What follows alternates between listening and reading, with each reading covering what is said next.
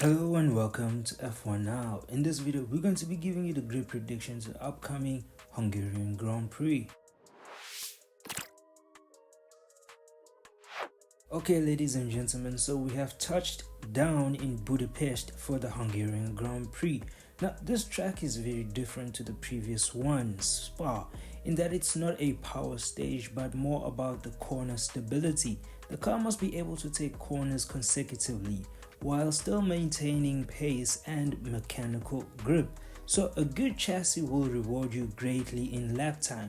So with that being said, obviously cars will be suited up with extreme levels of high downforce, but there must be a level of give and take in order to have balance between corner speed and enough horsepower for the main straights, because down to turn 1 is where the action starts. As good as we know McLaren to be, I think they will have a huge amount of competition here. Again, as good as the MCL39s are, I don't necessarily think they can pull off a pole lap around here. So with that, I will say that pole might be taken by either Verstappen in that RB21 or my surprise performer for this one, Lewis Hamilton. I know McLaren will be at their usual best, but for our viewing pleasure, we need to see something different. Someone surprisingly taking pole, and it would be better instead to see the McLarens trying to work their way back to the race win or podium positions. Now, the funny part is that this could be the race they probably take each other out again, like in Canada, because we all know that run down to turn 1 is always crazy. Now, I should also remind you guys that the Hamilton prediction also comes from the fact that Ferrari was surprisingly good in quali in Monaco, and there's no reason why they can't replicate that unless the new rear suspension changes things. Ferrari will also be one to watch in order to see if their slightly new car changes the pecking order or shakes things up at the very least. And so behind, you can expect Charles Leclerc being accompanied by at least one of the Mercedes W16s, and that would obviously be George Russell.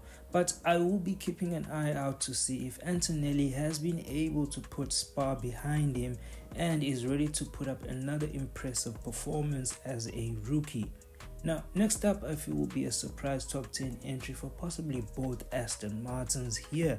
Yes, I feel like the MRs should go well around here because they do have that ability to be great in tracks with medium corners. Now, right behind them, you can expect a mix-up for positions between the Racing Bulls and Haas cars. I know Ocon will be at the peak of his performance here because he enjoys windy tracks like this as well as also Monaco. So following, unfortunately, will be where I expect Williams to be. Williams might not be able to put the power down and go against the giants like we usually know them to be. It might be a weekend of damage limitations and trying to make sure that they stay ahead of the Saubers, who are their main contenders in the team's championship. And yes, Sauber will be right there with them on this one, and the Saubers might have a slight advantage in the corners. And so finally at the back is where my wild prediction puts Alpine. Now that is it for my Hungarian Grand Prix grid prediction. Besides the McLarens, who do you see taking pole or even the win here, guys? So with that, don't forget to like, comment, share and subscribe. Once again, thank you and bye for now.